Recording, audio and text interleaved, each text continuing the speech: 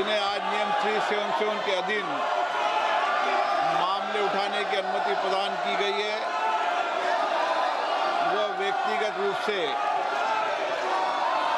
सदन के पटल पर तुरंत अपने अनुमोदित पाठ को सदन के पटल पर रख सकते हैं।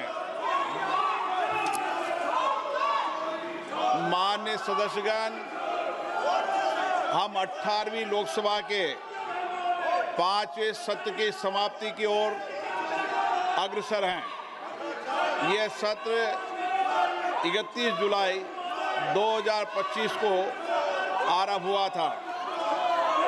इस सत्र में 14 सरकारी विधेयक पुनर्स्थापित किए गए तथा कुल 12 विधेयक पारित किए गए। दिनांक 28 और 29 जुलाई को ऑपरेशन सिंदूर पर विशेष चर्चा हुई, जिसका समापन माननीय प्रधानमंत्री जी के उत्तर के साथ हुआ।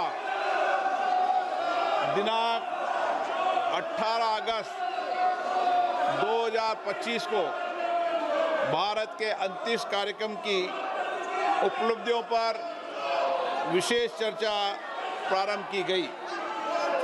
इस सत्र में कार्यसूची में 419 तारांकित प्रश्न शामिल किए गए थे, किंतु लगातार नियोजित व्यवधान के कारण केवल 55 प्रश्न ही मौखिक उत्तर दिए जा सके। हम सभी ने सत्र के प्रारंभ में तय किया था कि हम इस सत्र में 120 घंटे चर्चा करेंगे।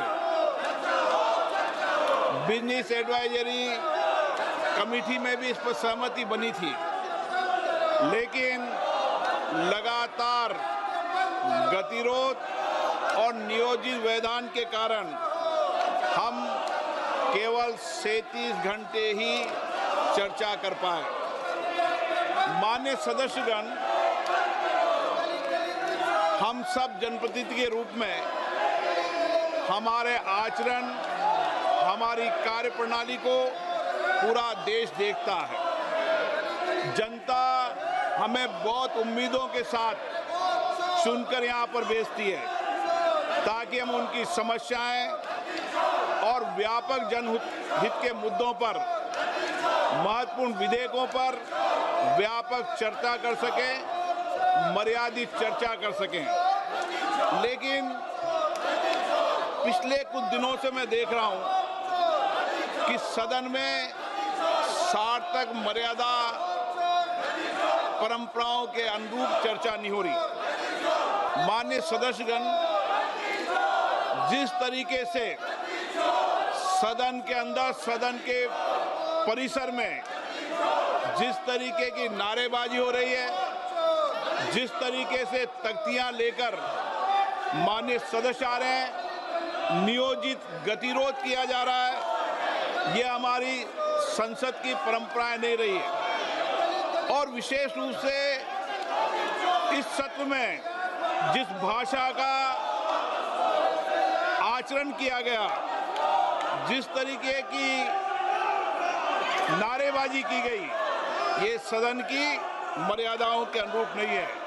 हमें एक स्वस्थ परंपराओं का निर्माण करना चाहिए और हमारी कोशिश होनी चाहिए कि हम संसद के अंदर गरिमापूर्ण चर्चा करें। लेकिन मैं लगातार देख रहा हूं नियोजित तरीके से गतिरोध करना, नारेबाजी करना, तख्तियां दे रहना। मैं आपसे आग्रह करना चाहता हूं कि ये देश का सबसे बड़ी लोकतांत्रिक संस्था है, हमें इससे बचने का प्रयास करना चाहिए। और संसद के अंदर भी और संसद के परिसर में भी हमारी भाषा संयमित और मर्यादित होना चाहिए। सहमति और असहमति होना लोकतंत्र की स्वाभाविक प्रक्रिया है, किंतु हमारा सामूहिक प्रयास होना चाहिए कि हम सदन की गरिमा को, मर्यादा को और शालीनता को बनाए रखें। माननीय सदस्य, मैंने हर माननीय सदस्य को हमेशा पर्याप्त समय, पर्याप्त अवसर दिया है, लेकिन जिस तरीके का आपका आचरण है, देश आपके आचरण को, आपकी कार्यप्रणाली को देख रहा है। मैं फिर आपसे आग्रह करता हूं कि हमें प्रयास करना चाहिए कि हमारी स्वच्छ लोकतांत्रिक संस्था के अंदर अच्छी परंपराएं, अच्छी प्रॉपर्टियों को हम लागू करें और इसके लिए सामूहिक चिंतन भी करना चाहिए और सभी राजनीतिक दलों को आत्ममंथन भी करना चाहिए ताकि देश की लोकतांत्रिक स्वच्छ संस्था की हम मर्यादा को बना रखें और यहाँ अपने आचरण व्यवहार से एक आदर्श स्थापित कर सकें।